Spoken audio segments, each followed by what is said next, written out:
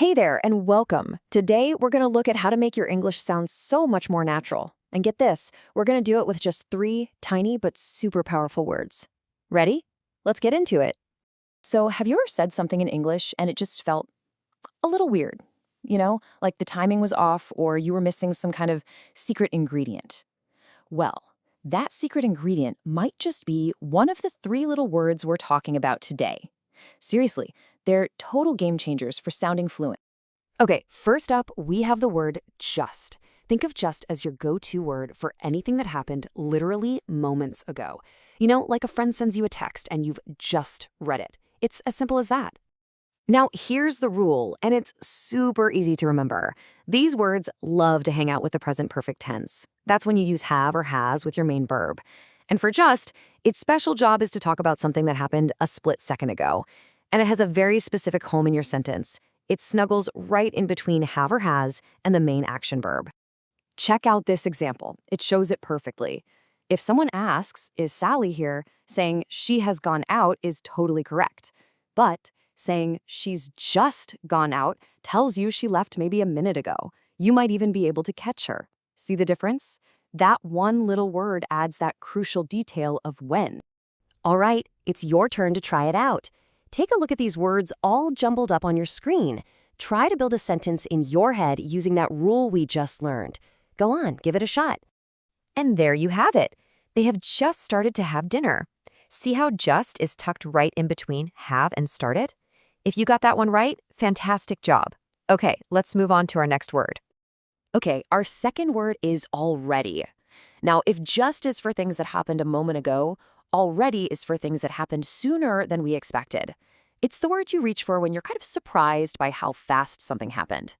So the whole point of already is to signal that an action is finished, and often there's a little hint of surprise. And here's a cool thing about this one. You've got some flexibility. It can go between the verbs, just like we saw with just, or it can pop up right at the very end of the sentence. Both sound completely natural. This example is just perfect. You can really feel the surprise, can't you? Has Jack already gone to bed? You're not just asking if he went to bed. You're really saying, wow, he went to bed so early. That is the magic of already. Okay, time for challenge number 2. You know the drill by now. Unscramble these words to make a question. Remember to channel that feeling of surprise. Give it a whirl. And the answer is, have you already done your shopping? Maybe you're asking a roommate who you thought was going to do it tomorrow.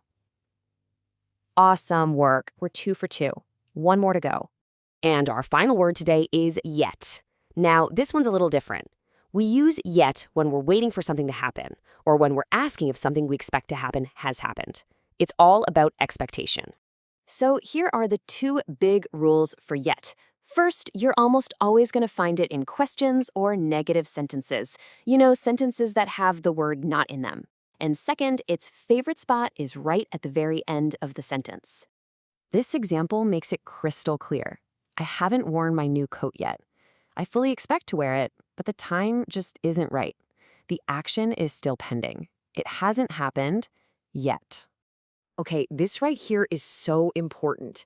Putting already and yet side by side really locks in the difference. Think of it like this. Already is for things that are done. It's a big green check mark. Yet is for things that are not done. It's a question mark. He's already finished versus he hasn't finished yet. See? They're complete opposites. All right, here we go, your final individual challenge. You see the words on the screen. Just remember the rules for yet. It's a negative sentence, and yet usually goes at the end. You've got this. So, did you get it? I haven't seen that film yet. Perfect placement. Perfect meaning. You are absolutely crushing this. Okay, you've totally mastered each of these words on their own.